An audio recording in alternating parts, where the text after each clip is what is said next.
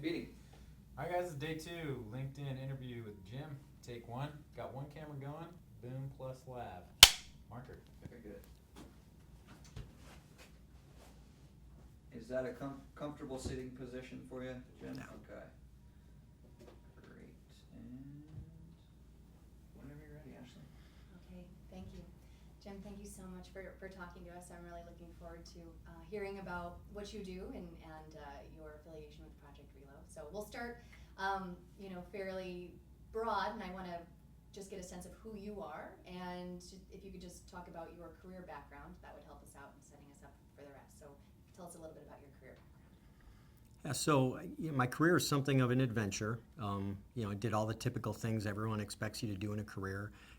Graduate from a great university, get a Fortune 500 job, work and have some success in the corporate world. And then, I started my entrepreneurial venture. I, went out and started a company, did well with that at the dawn of the internet, which was just a load of fun.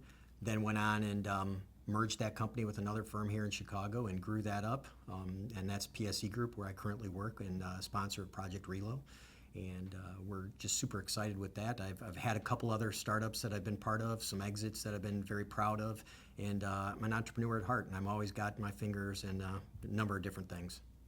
So through this journey, can you tell us what characteristics of successful corporate employees, you obviously are a tremendous self-starter yourself, but in the people that you've worked with, the people that you've hired, what is it about them that is going to make them successful and is going to make them an asset to you? Sure. What a good employee is someone, it's very much like a good athlete. Someone who's coachable, someone who listens, someone who communicates well, someone who's comfortable being measured and accountable for their own success. So, we're not looking for people who are looking for, a victim mentality of here's why things aren't going right. Here's why I'm going to make things go right. And, those are the qualities of employees that, especially if you're a self-starter and you want to learn and, you've got that growth mindset that says, I'm here, but, I'm not going to stay here. I want to do more things. Employees in any position of any caliber, if they've got those types of characteristics in their mindset, are always going to be successful. So when you're looking for that type of employee, what are the strategies that you have in finding them? Okay, so what recruiting strategies do you think work? How are you able to actually find the people that are going to grow your business and make it a success? So years ago when we started, we were in the business of IT, and so you're always hiring and you're growing and there's, always interviews to be had. And our profile of hiring was just like everyone else. You get a resume, you're looking for job skills, we're trying to fit some technical profile, and you just try and find people who work, and that just doesn't work. It just doesn't work. And what you end up having to do is, leverage your network. LinkedIn's been super powerful with that, where you can leverage your network and really find out who is available that and what kind of characteristics they have. But the profile we're looking for, more than anything else, is a profile that says, here is someone who has these characteristics and how they proceed in their career. They are learning. They are always changing. They learn quickly. They're willing to adapt. They're willing to, go forward. They have the right personality characteristics in the way they communicate. They have the right personality characteristics in the way they listen. Those characteristics trump technical X's and O's. The alphabet soup that most people tend to focus on, which is how many years of .NET experience have you have, and how many years of this do you have, and how many times have you done this before? Someone who's comfortable operating in a world where they're just doing what they've done before 100 times over is typically not someone with a growth mindset and someone who's probably going to struggle at some point later in their career. The people who are comfortable saying, I want to do something new, I like to learn things new, this is really fun for me, those people are going to have a much greater chance of being a long-term employee. And I think, as employers, we really want the long-term employee. And so that retention mindset is important because it starts with your hire. It starts with someone who says, I want opportunities to grow and morph and be better. And if you have a company that gives those opportunities, your chances of success are going to be so much better than if you just say, hey, you're solving a need for right now. And that's great for right now, but that's not the kind of employee you want to hire. That's more of an employee you want to rent. So when you have when an employee has a chance to show you what they're made of in an interview, how do you know that they're going to succeed? Someone can talk the talk and tell a few stories, and you can look at their resume. But what is it about the hiring process that allows you to think this is going to be a successful candidate? Obviously, only time will tell, and when boots are on the ground, they're actually going to perform or not. But can you go a little bit deeper there? Like, what is it about the hiring process that allows a candidate to show that they have what it takes to be an asset to your company? Yeah, how do you understand how someone's going to be successful before you even started working with them is really a difficult thing to transcend and get through your head. And I'll be the first one to admit, I did not have that right for years. It was very difficult for me to learn, and I'll credit one of the partners at PSE that really helped me see the light in better ways to say, here's how you go about making those hiring decisions. And it goes down to just saying, hey, let's start in the interview working together right now. Let me understand how you think. And so don't just take that answer, but ask questions that require a story. Then expound upon that story. Explore the curiosities. Why'd you do that? Tell me why you did that. Tell me about what you were thinking when you did that. And then, if you want, you can get into scenarios and work through scenarios. I know that's really popular with a lot of books and things like that. But overall, what we're looking for is let's get an experience of working together right now in the interview. And what can we do to learn how you think? But you have to ask why a lot. To get to that level of depth. And if you do that, you get a better understanding of someone's motivations as opposed to their answers. I could care less about the answers now. I care more about the motivations for the answers, because I think that drives behavior in a much stronger and more visceral way. And how do you think people equip themselves to be able to talk about them in a way like that? Let me clarify this question. How do people who are interviewing prepare themselves, or how do... Yes, people who are good at doing exactly what you just said, do you think that there is training? Is there a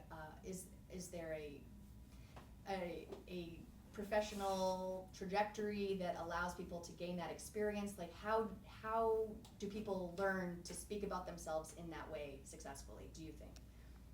So to suggest the best way for someone to take advantage of projecting those types of qualities and behaviors that you're looking for, which are, what are the things that an employer who's looking to make a great hire, what are we looking for? More often than not, what we're looking for is authenticity.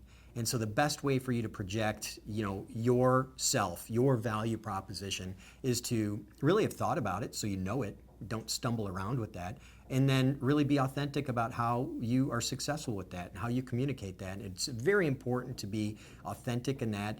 Don't try and be someone you're not. Be real about that, and then be very conscious about what is it that people love about me. And everyone's going to be different. And if you really identify that, and sometimes you have to spend time talking to colleagues and just say, what is it that makes you great? And why do you enjoy working with me?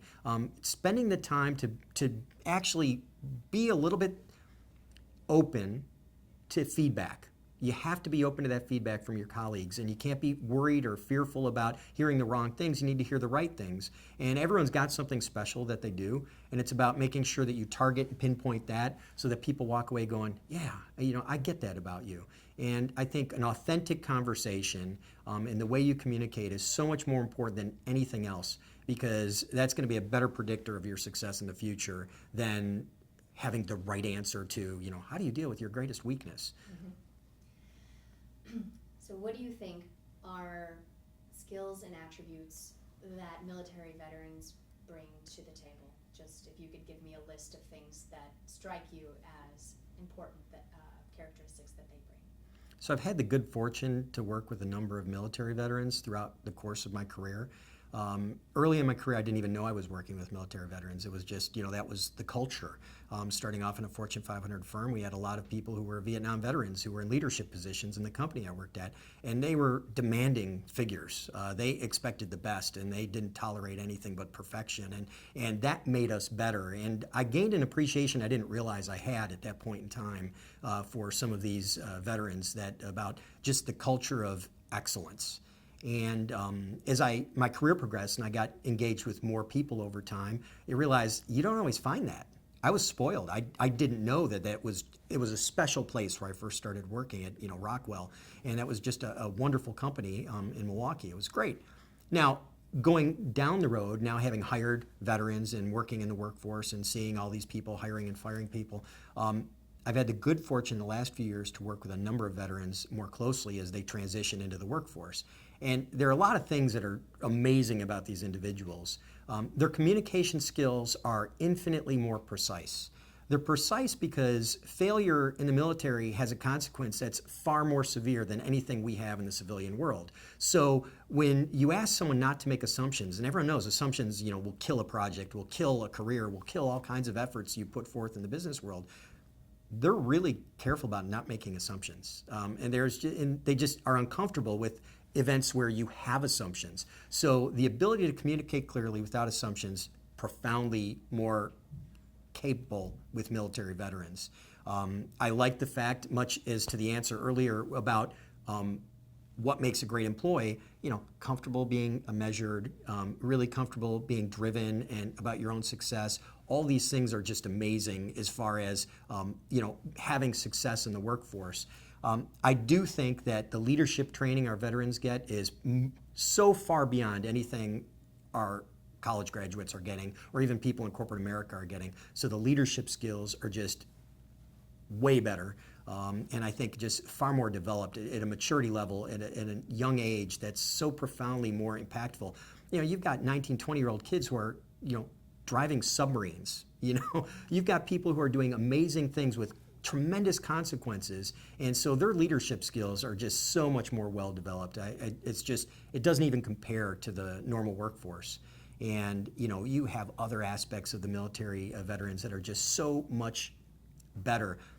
One thing I think people don't get about veterans is they have a level of empathy that is far beyond. The emotional EQ is so far beyond your normal employee because they have to function as a team. They succeed as a team, and the consequences are so high. So it's one thing to say, well, if you're in the military, you're just out there and you're robotically following orders. That's not the case. Military veterans have a high degree of empathy for their fellow veterans or their fellow service members, because if they see someone struggling carrying a 90-pound pack, they know that they can't wait till that person fails. They've got to jump in and help right now, or the team fails. And so they're always watching their peers to make sure that if they see signs of wear or fatigue, that they're there to help out. That's something that's very different and is not really taught in most of our schools, and how to succeed. So these veterans come prepared with a level of empathy that I think most people don't give them credit for, and that's what I've learned, and that's one thing I'd like to learn through the course of Project Reload and teach everyone else is how that emotional intelligence is so profoundly more developed with military veterans than the normal population because of that impact on teamwork. And it's just a huge asset. Well, you've just lauded veterans in such an extreme way that I can't imagine anyone not wanting to hire them right out of the military. I mean, it's clear you have tremendous respect, but the fact of the matter is that they have a lot of issues in transitioning, and so I'm wondering if you could tell us a little bit about your thoughts about that. If they have such amazing things to offer, where's the disconnect in when they actually try to go find worthwhile careers? I think there are a lot of disconnects between veterans who are transitioning out of the military into the workforce to start their professional career. There are transitions that are on both sides, on the companies that are trying to look for them, and on the veteran side as far as what opportunities you're looking for. On the veteran side, I'd say there's a number of tactical issues that are very straightforward, like how do I translate my experience into something that's meaningful? And veterans are so well disciplined into saying, well, I was an EMC3, S4, and this thing, and it's like, I don't understand a word you said. It means nothing to me. And then they come out and they say, oh yeah, I was part of the group that captured Saddam Hussein. You're like, well, yeah, you should write that down in your resume because I want to learn that. That's fascinating. Tell me that story. And a lot of time there's a humility which is so respectful, and it's something I have such great affinity for, to not talk about that stuff because it's like, well, I'd be bragging and it wasn't me, we all did it together. But I think there's a level of interest on the general public's part to say, well, I'm really interested in what you did. And I've counseled a number of veterans throughout their transition to say, well, yeah, what you wrote here on your resume doesn't sound that great, but if you said I spent the last 15 years doing drug interdiction in the jungles of South America, that's kind of cool. I might interview you just to hear the story, and that's all the interview is for. It's a shot. And so if you can get an at-bat by having something interesting and compelling in your resume, take advantage of it. And I see way too many veterans not taking advantage of that because of a level of humility that is honorable but does not serve them well. Very well put. And I would like to go a little bit further with that. That's a common theme. You have these veterans that culturally are not conditioned to talk about themselves. In order to get to become successful in corporate America, you have to be able to do that well, as you articulated previously. What is the solution there? How can we get how can we bridge that gap? I think bridging the gap between the veteran anxieties of how to best get a job is going to have to start on the hiring side with guys like me, ambassadors for veterans that say, not only talking to the veterans, but I think more broadly, me using my network and talking to the people who have hiring authority and decision-making authority to go and say, listen, this is a good decision. You've got to do this. We've got to help draw these things out of the veterans because they're probably not going to tell us the story. And if you see some things like this, you ask the question. I think in general, broader communication on helping veterans understand how to transition their resumes, and I know there's a lot of firms and companies that do that, that's helping. I also think a real big aspect of making the jump forward is for veterans to have a level of trust, that someone's got their back. When you get into the world of corporate America, it's very easy to get caught up with what you see on TV and go, wow, that looks like a cutthroat area. I don't think I'd want to work there. That looks awful. I don't know if I could trust these people. And if you've Can I just stop us to ask our team about the siren? Yeah, we should. Okay. We have a siren going by, and we just want to make sure that we get everything we say. Sure. So we'll just wait for this to pass and let Ben cough. And he coughs when there's sirens nearby. It's okay, it's highly contagious. No, awesome. Does anyone need water? Do you need water? Don't cough while we're on our trip, because that would be a bad sign, right? Mike, Jim, Jim, do you need water? Yeah, water would be great. Thank you. Utah. Day 2. So I don't know where I was. Utah. That's I'll nice look up. reference. Yeah. I was with you on that one.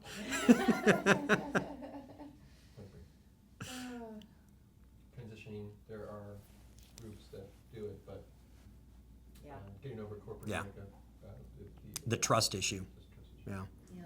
We'll wait till he comes back in and then. Yeah. And you let me know if there's something that you heard me say earlier that you want me to cover or whatever. Yep. I mean, There's a couple Literally, things to circle back on. You're doing a really great job. I'm a stream of consciousness guy. I could probably go for like 4 hours on stuff like this, and you'll never hear the same thing twice.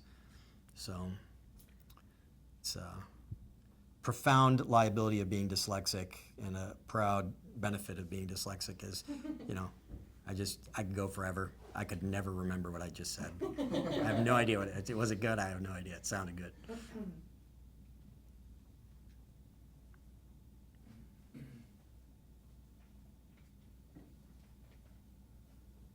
We can go until he gets back. I mean, it's not like I'm parched and I can't go or anything like that.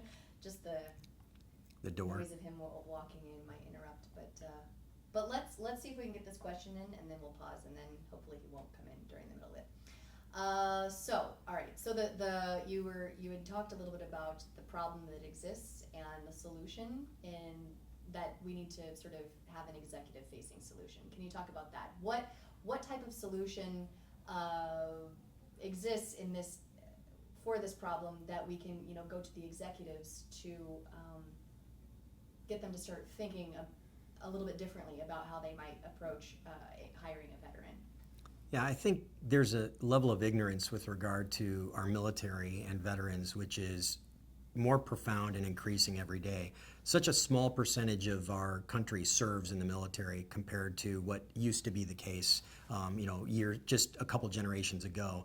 And so there's a perception that, wow, if you're in the military, you're a robot. You don't, you take instructions. You don't think out of the box. You don't think creatively. There's no way, you could work in the corporate world where you need to be creative and think and not take orders and move independently. And it's just such a falsehood. It makes me so sad because some of the most creative problem solvers out there are veterans. Because there's no place where a plan gets more stress than in the military. So you have a plan and you do all this planning and you have your SOPs and all your procedures, and then you get put into a situation where that plan's out the door. And now you've got to improvise and you've got to make changes. And you've got to make those changes and decisions under pressure. No group of people has more skill solving problems under pressure than military veterans. Yet for some reason, this huge lack of understanding on the part of a populace that is not serving in the numbers we used to puts this pressure on veterans like, oh, you just follow orders, because all we see is what's on TV. And it's usually like 5 minutes of boot camp in some movie where some guys are getting yelled to and conforming, and that's just not the case.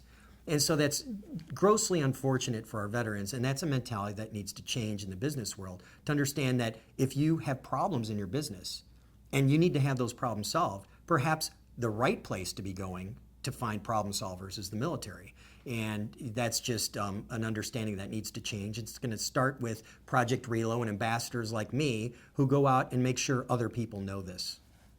So I want to describe a concept and have you elaborate on it. Got water coming in. I'll have him come in. And it's the notion of scalability, and I'd like you to. Thank you, sir. And that is that this problem exists, and so you have you certainly have the ability to go out and train. Is this out of field of vision over here? Yes, it is. Thanks for okay. asking. Yeah, thank you. You may train this veteran. Here's how to get your resume. Here's how to interview. Then you go to veteran B and C and D, and you do the same thing. And we have each individual. There's lots and lots of organizations that are there to train veterans on how to get jobs. But then what you're talking about is if you are able to educate, one executive, they have a lot more reach than one, the one-by-one sort of approach for veterans, where you kind of go and get each of them. But the executive has everybody that he or she hires, that notion, that sort of retraining and rethinking of the way that you look for employees can forever be changed. And so, not to put words in your mouth, but I'm wondering if you can elaborate on that concept of scalability. Sure. What makes Project Relo unique is that it's focusing on the supplies or the demand side rather than the supply. Let me say that one more time so we can get that. All right. Sure. So I love how you started it. Go ahead. What makes Project Relo unique is that it focuses on the demand side rather than on the supply side. There are a lot of great organizations working to help our veterans on the supply side, where they say, listen, let's help you get ready for your transition. Let's help you get ready with your resume and coaching and career counseling. But there aren't that many organizations that focus on the business side to say, what are you doing other than some pledge to say, oh, we're going to help veterans and we're going to do this? What are you doing to really change the mindset of the people who are in hiring authority and how you look at veterans, and change the culture around how we perceive being a veteran? And that's where I think Project Relo is exceptionally unique, and I love what they're doing, and I'm a passionate supporter. That needs to change. It almost offends me at this point in time, and it offends a lot of veterans, and I think people need to know this when they say, oh, we need to help the veterans. They need our help. The veterans don't need our help. We need their help. And that's really where we need to change our mindset. They have skills and abilities and experiences that are so profound and so powerful from a leadership standpoint that we need more veterans in the corporate workforce. And we need to change our mindset there.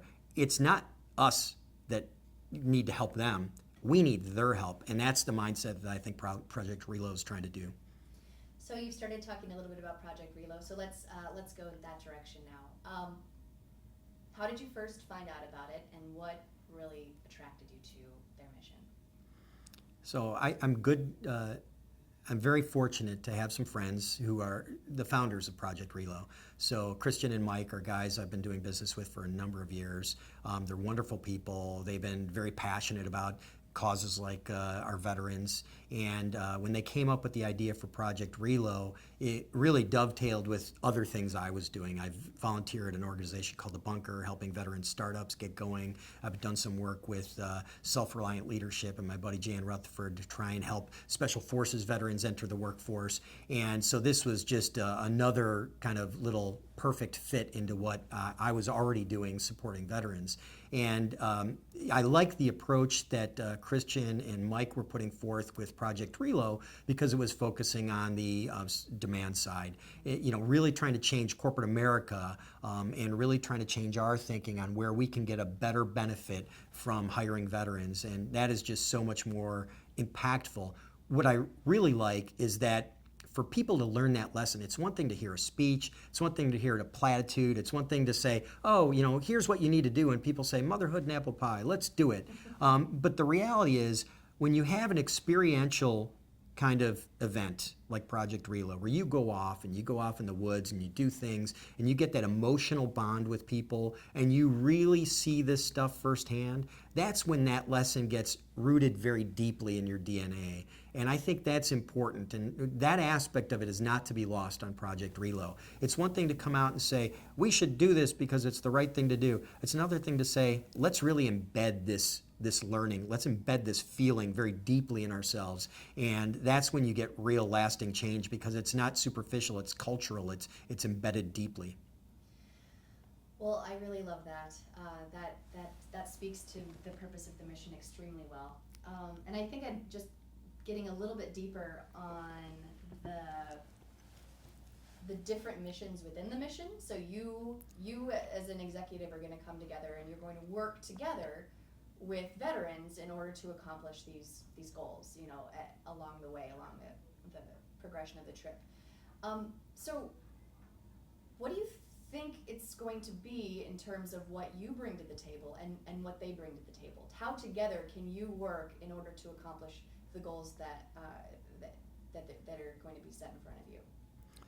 So what I like about what's about to happen in our Project Relo experience is that I really don't know I'm going in their terms, and this is their world.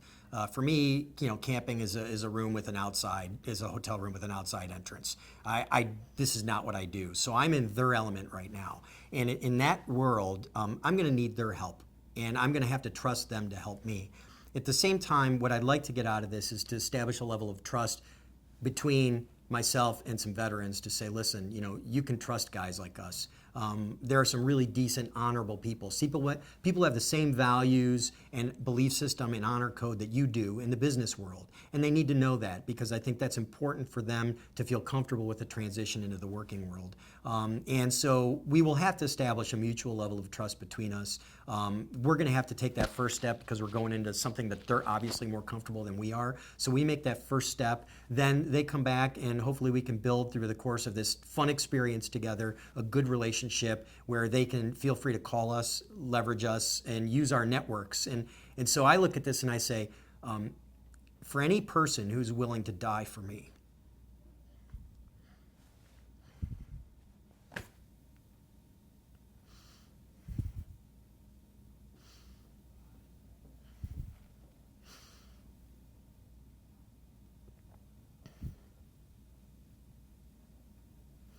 I have to be willing to share my network with them. How can you not feel that way? How can I not say, what can I do to help you? My kids can go home and complain about like slow Wi-Fi and, oh my gosh, the DVR cut off the last 5 minutes of the NBA final. This is awful. I'm really upset. For anyone to be in that position where you aren't willing to help, that's, what are you thinking? What are you thinking? We enjoy our freedoms. They're not free. And so, I look at Project Relo, and I'm sorry to get emotional, but I look at this and I say, God, it doesn't take much. Give some of these guys a chance. That's all they're looking for. So this pact, this agreement that you have. I can probably restate that less emotionally if you want, but the first time, this is just stream of consciousness. The first time it hits, you're like, damn, that's good shit. I could probably tone it down now, give you a better answer that's a little less profound. No, I liked it a lot. But I'll give you a chance to say something similar in this next question. Sure. So you're right. It is not just this trip. It is a commitment. It is something that you have entered in with these other executives, and you've said, we're going to bring you into the fold. We're going to bring you into our professional network where it makes sense. We will, try to find places for you in our businesses. I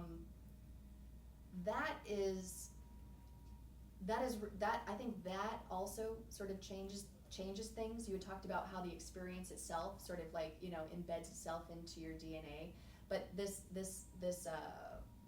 act of committing, of making this commitment and having this thing that you've promised also be a part of this, I think is also a unique part of this organization. So can you talk about this pact, this commitment, this collective where you and these other executives have really gone that extra mile and said, this is also something I'm willing to offer? Sure. So one of the things about Project Relo is every company and every participant that participates makes a pledge. We commit to helping people. We commit to helping a certain number of veterans that through our organization or ourselves to help them with their transition.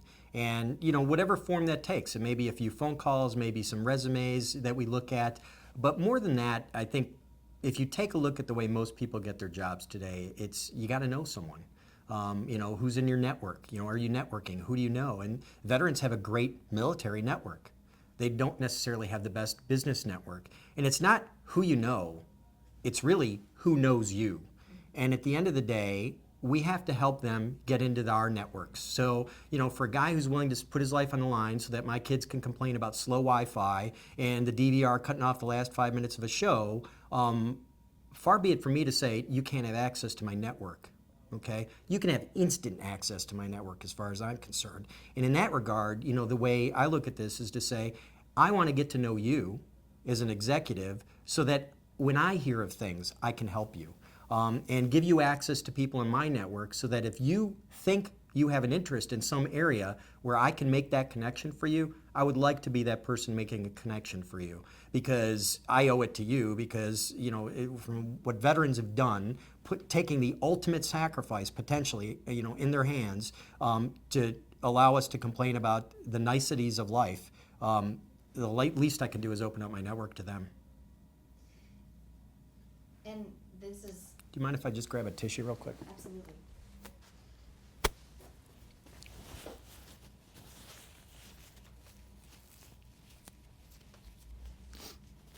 If I smeared the makeup, let me know. You're gonna Photoshop this whole thing, right? I'm gonna have hair, the whole deal. All right.